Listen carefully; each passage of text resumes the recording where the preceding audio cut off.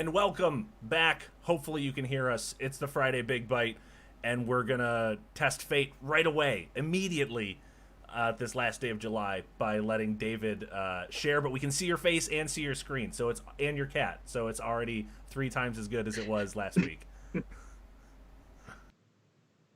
Great.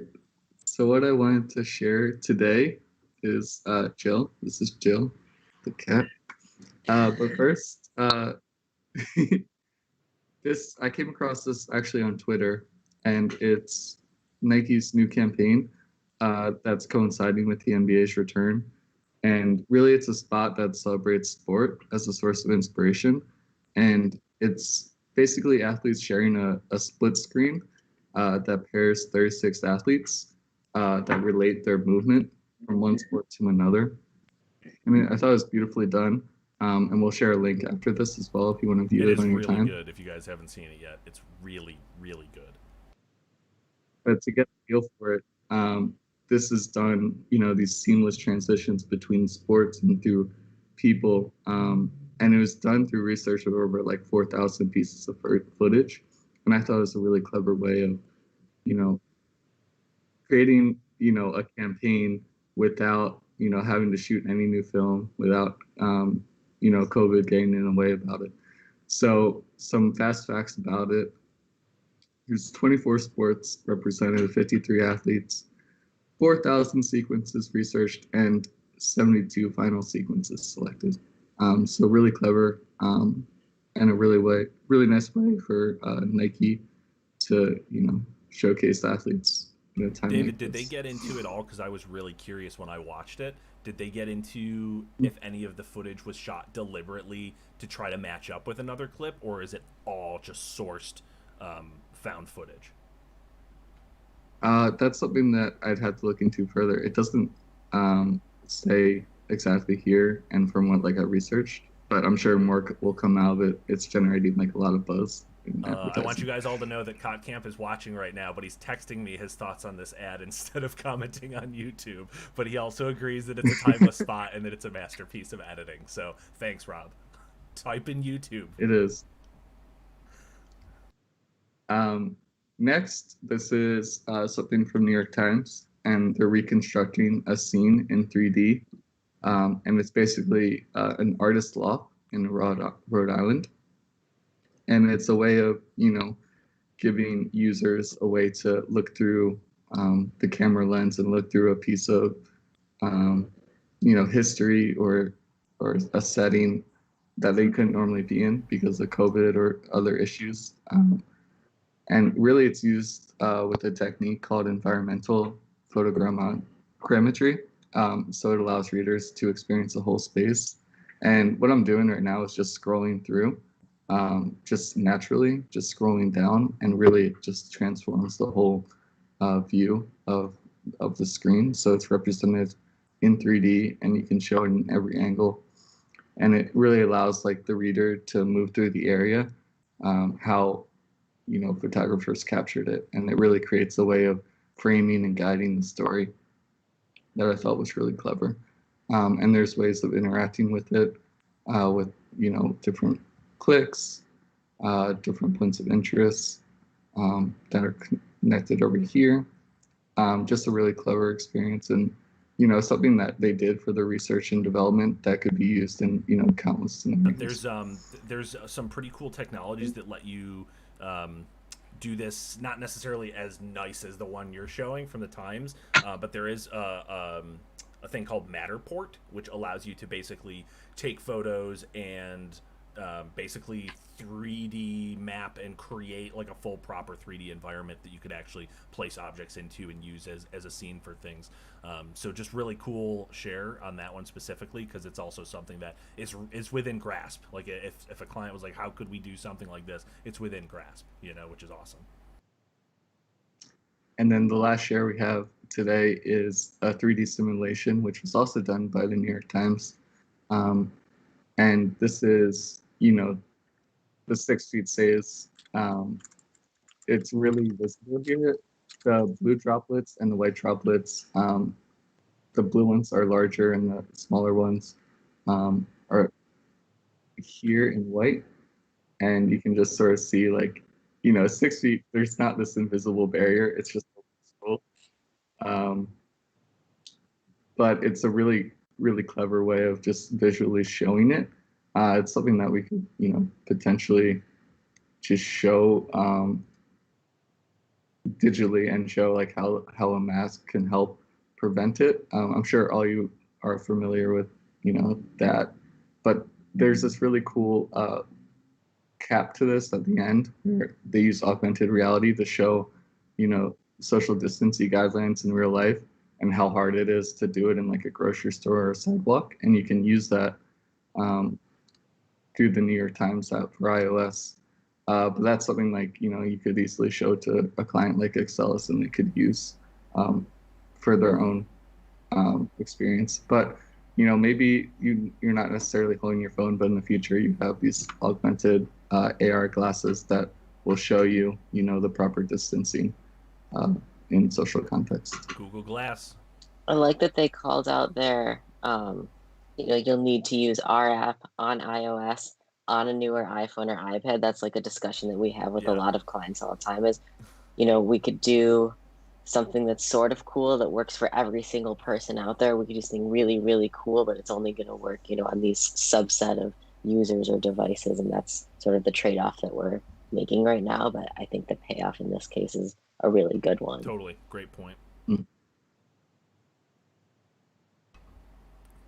Now we see a wall of faces. There's the gang. Is that everybody or all the shares from you, Debo? Yeah, right on. Right on. I think Jake, you're on deck, right? Let's do it. Do the old Zoom thing of, can you guys see my screen? We can. All right, so this is an article that I found about removing panic from e-commerce shipping and inventory alerts, which is super relevant. They go in to say, these principles can be applied across any type of scenario, but specifically with what we're experiencing now, there's a lot of out of stock, shipping delays, due to COVID, XYZ. So they've got 3 things that they walk through here. The first one is to avoid out of stock notices when possible. I know that it seems like that's what you would want to tell to users, but it's just a really negative experience and it doesn't give users a next step to take. And that's what can cause impulse purchases of, oh, I really wanted this mask from this place. It's out of stock. I guess I'll just go order one, from Old Navy or something like that. So it says sold out. There's nothing for you to do.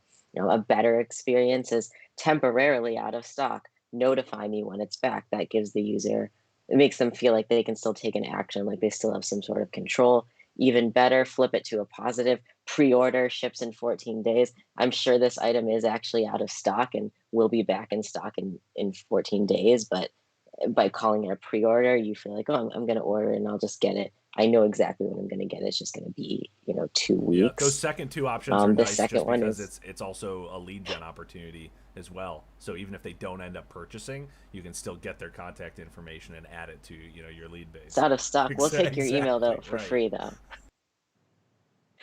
The second one is don't overpromise or give your shoppers false hope. You want to be able to say, yeah, we're doing everything we can for you, but if it's going to take 3 months to get your item, don't sugarcoat it. Their bad example here is the Gap. They've got 3 separate banners, each with 3 different things they're saying. One is free shipping, free returns.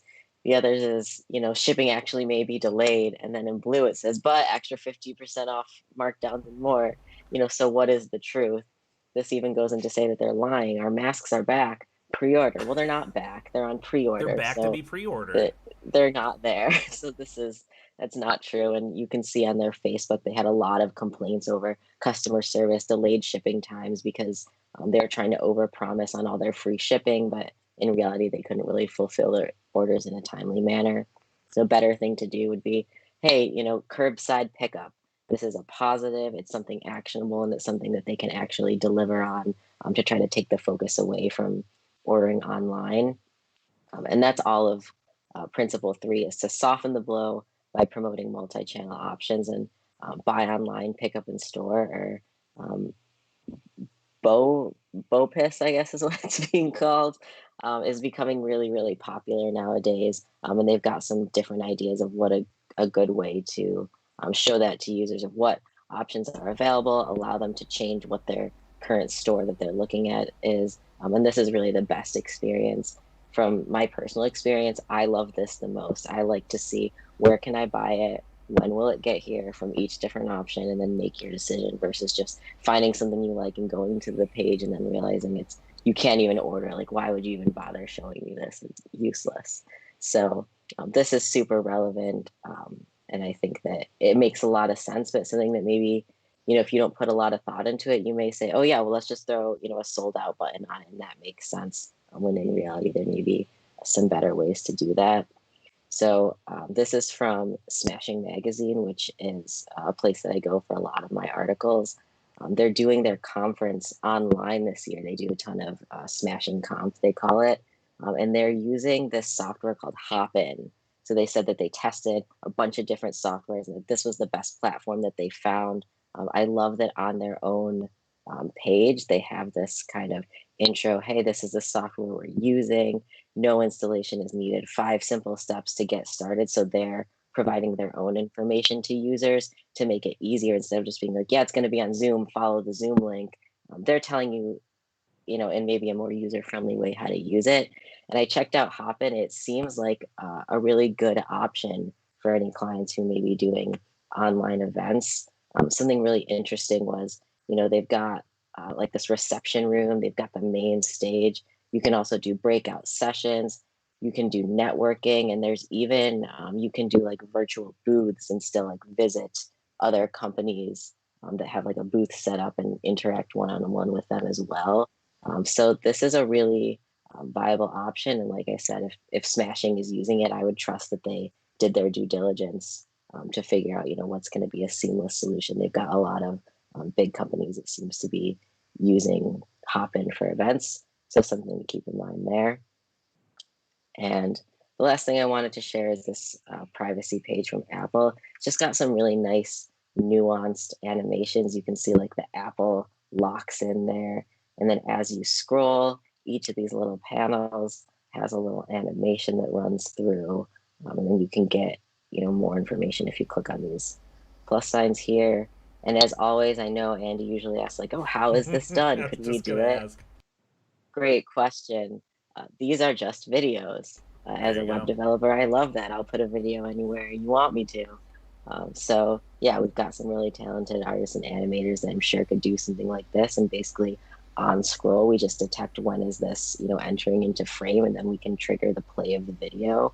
And they even have kind of like a stop play thing here. So this is something I think to keep in mind that we can do with the resources that we already have, but that, if we wanted to go this kind of really interesting route, that is, creative hours to do the videos. So it's one of those things where if we were to ideate it later on, we might be told no just due to budget concerns. If we're kind of thinking in or building up that upfront of maybe we'll do something cool, let's add a bucket of hours. This is the kind of thing that we can get done. And it's really simple. These are reusable sections. They all look the same, but it still feels really slick and That's cool. That's a great point. Question, so how does it work on mobile? Like, do they still play those videos or do they simplify it? Well, the great news is because they're videos, they can play on mobile.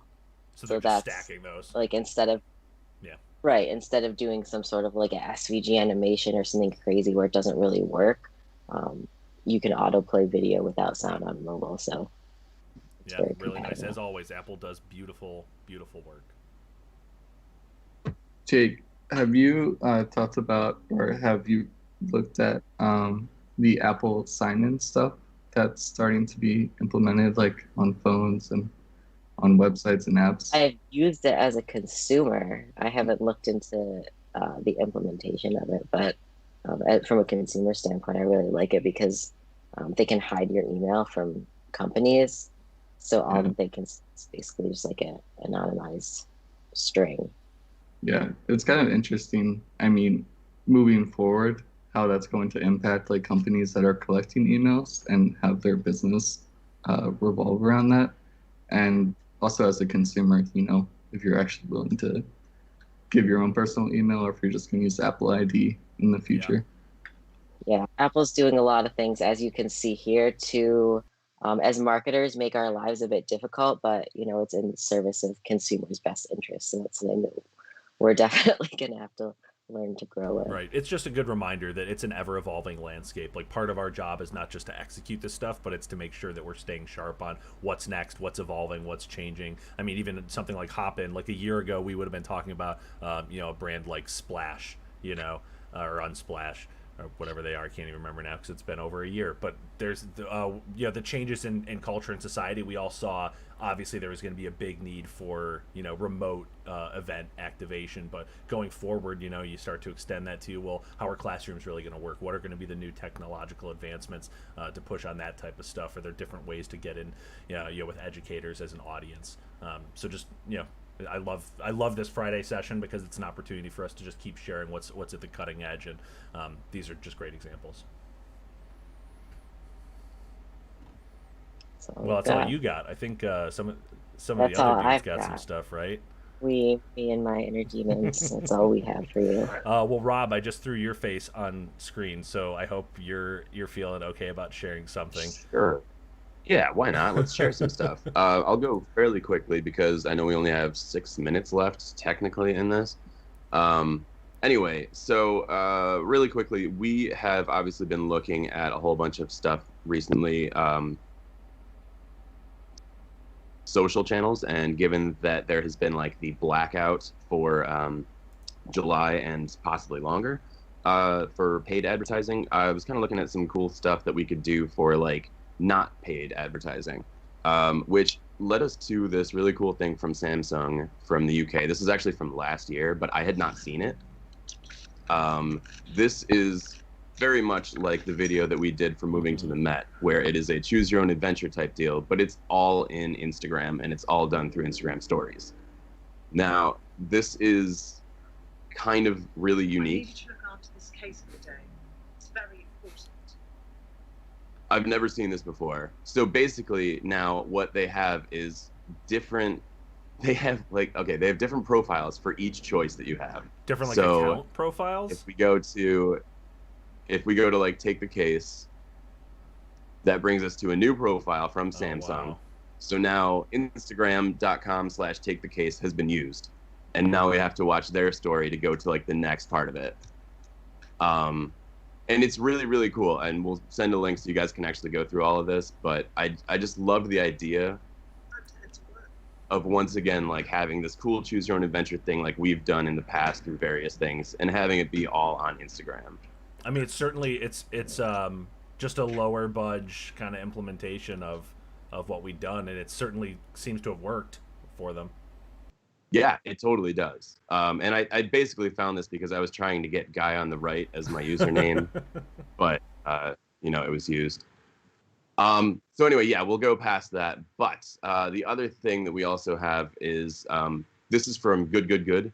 And this was just another really cool thing that I really enjoy is the fact that like instead of, I know we've had a lot of times in the past where on Instagram we've posted links to articles or links to certain things like white papers and things that we've done. But what Good is doing is they actually have everything contained right in here just using the standard carousel posts for Instagram. So this is an article that they have called How to Be Actively Anti-Racist. And every little piece of it is right in here, which is awesome because, once again, instead of taking people away from the Instagram, if you wanted to keep them in here, to keep them like engaged with your brand and everything, having all of this right here is just such a good way to do it. And that's how they kind of have all of their stuff here. They don't have like, I mean, they don't really have like links out to anything else. It's just all contained right in their Instagram, keeping the user active through the entire thing, which is awesome. So just something to consider when we're talking about maybe like certain things that we're posting for Excelis or anything else like that. Like we could very easily implement it right here. Excelis is getting a lot of love today. A lot of shouts out for possible Totally. stuff. Gotta Yeah. love Excelis. Jeff, how about you, man? All right. And Phil, just so you know, you're now where where Rob was. All right. This stuff is super dry. I'm pretty much not going to share a whole lot of this. GDPR. It's been around for a while. It's thrown a lot of wrenches in our processes, especially like Sure. Google Analytics comes to mind, where what we use for Google Analytics to track people's whereabouts and activities and behaviors on a page is a cookie, and that's kind of what's fallen under scrutiny here by the EU. So I was just kind of researching some like what exactly do they define as consent, and it's these 5 points, and it's very confusing, and there are exceptions to when consent is required, like does this business have a legitimate interest? And like most of the time the answer to that is like, well, yeah, of course they have a legitimate interest for Right. gathering, behavior and data. So I'm still researching this stuff, and it's like unbelievably complicated, and there's tons of legalese involved. And I guess the crux of why I was researching this is I was trying to identify like why we're having mismatches between Google Analytics, what data we're getting from Google Analytics and how that's being reported, and in-house advertising data from clients and Facebook ads and Google ads even. I mean, there's discrepancies between multiple of Google's products. So I was trying to identify if maybe part of that is from just GDPR, like blocking cookies from being surfaced, and like we're just losing data that way. From what I can tell, that's highly and this possible. is actually super critical, the work that Jeff is doing to try to understand this stuff better, because a lot of our campaigns, or even if you think specifically media, it's a lot about impressions and how many people were served, and the clients have certain expectations of what delivery is going to be, how many people, how many impressions, how many times, and if you're getting different metrics saying different things on the same creative, it's really important to try to get that as close to accurate and aligning as possible. So it's really, really important, because all the great creative that we make, if we can't prove that it's being served and that people are actually engaging with it, that's a big problem too. So certainly appreciate that we have somebody like Jeff who actually can make sense of this. I'm not even closely competent to the legalese that would be required to make sense of this. Hey, I'm trying, man. And even one of their 5 elements here is it's got to be unambiguous. The language must be clear and simple. Well, shit. I mean, if you go here and you read this stuff, it's not our I was language, gonna say, but right. your language when you Right. implement it. right. Yeah, no, it's brutal. So there's some good stuff there, or bad stuff there. This is code. I'm not going to share that. This is just a really good breakdown of the big tech hearings that happened 2 days ago now. Glad you brought that up. And he kind of identifies it. I mean, the hearing is 6.5 hours long. You probably don't want to watch all that. It's super dry. But this guy, he edits together some commentary. He's a private investor in the startup sphere, so he's got a lot of good insights into big tech and how it can be abused and how it can providing talking points to all 4 of the people who are being grilled by, the oversight, or I don't know who it was, but anyways, coming out of Google's incubator, which is Area 120, are these 2 different ad types. Now, last week I talked a bunch about more interactive and more engaging display ads, and these are actually just fundamentally different from display ads, almost like a native advertisement. So ad lingo is, like Rob was talking about, that choose your own adventure style. So here's purple mattresses, right? And it's a very human interaction. It's a dude smiling at you on a bed, and it says, hey, I'm here to help you find your dream mattress. Tell me what kind of sleeper you are. And I'm a back sleeper, so I would hit that. Great. What size are you looking for? You respond however you want. So it's kind of a mix between that choose your own adventure style and like a chat bot. Yeah, like I mean, AI. it almost feels like a light website just in an ad unit. Yeah. So like this whole thing where it says purple at the top and it's got like the X out, like that entire thing is an ad. So this is like an overlay over top of like a web browsing experience, or like an in-app experience. I'm assuming it's an in-app experience. Okay. Yeah. So yeah, and the end of the funnel here is like, okay, here's your purchase point.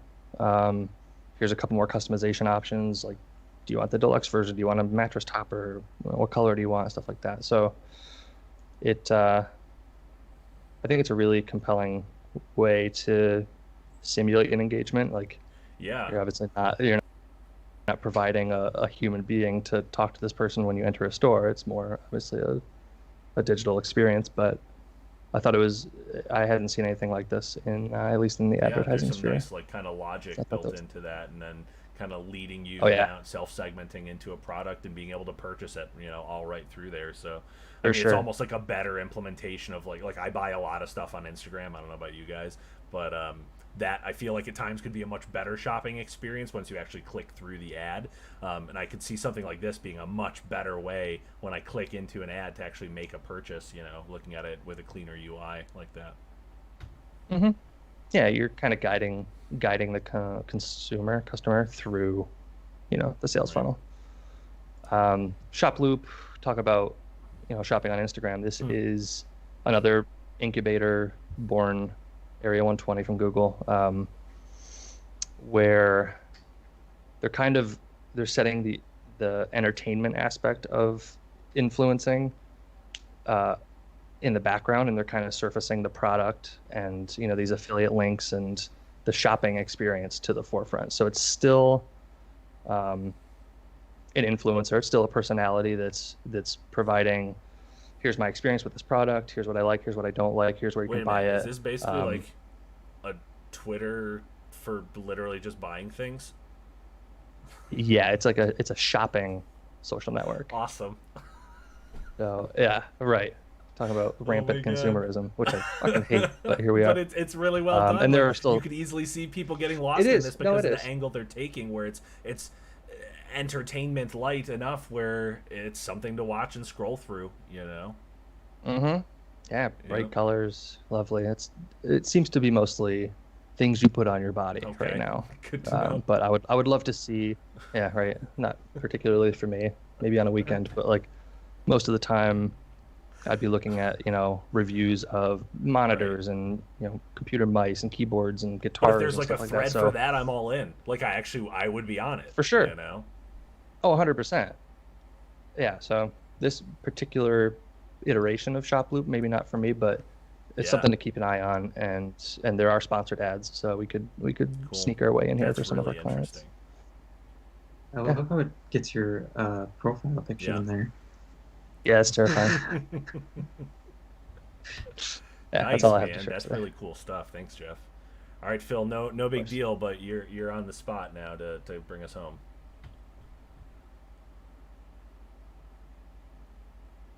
Is that when your audio? Hey. Oh, okay. I was gonna say, is that when your audio decided to disappear? Maybe it did. Are you there, Phil? Can anyone?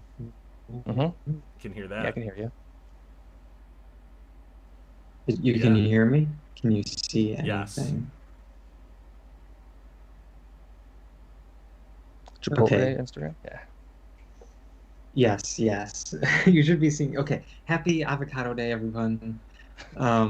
Chipotle started this contest for how to get free guac for a year, and it's over, so you can't enter now. But I thought it was a really fun way to interact through Instagram stories. Again, this is another example of using Instagram stories, but they're calling it Unlock the Guac, which is fun. But basically, they want you to text based that they give you an Instagram story to a number, and they will, if you get it right, it will unlock an account that will give you free guac for a year. So they have these posts in their stories. They did 6 accounts that you can unlock. So they'll give you a hint, like this one here is an image of a tweet of theirs from last year. And so the idea is like you go to that tweet, and that's kind of a hint of what the password would be. So then it will announce like it's been unlocked, so someone won that, so you know that contest is over. And then they'll tell you what the password was. And so they'll show you the tweet, for example, and then you'll be able to see, like, if you saw that tweet, you might have thought that beautiful salsa was the password. But of course, they have to make it more difficult and include numbers and symbols in there too. So I just thought this was a really fun way to kind of make this whole guac for a year thing come to life. And it's very engaging because, and it's definitely memorable. So it's going to make you think of Chipotle.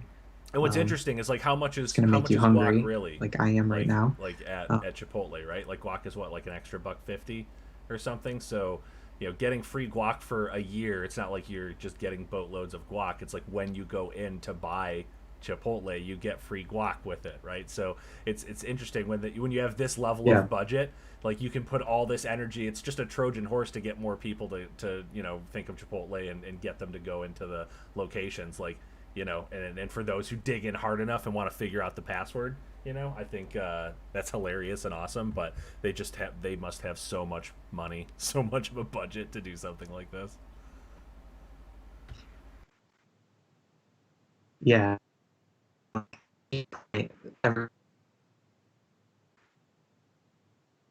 That's like on side or an add-on. So they're actually spending more money on everything else. I'm a robot, I bet. Okay. I'm gonna end it there.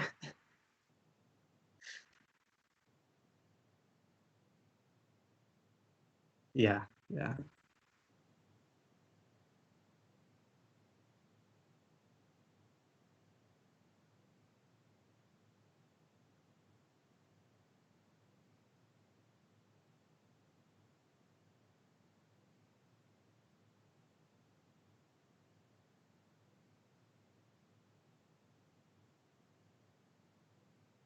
I think you nailed it.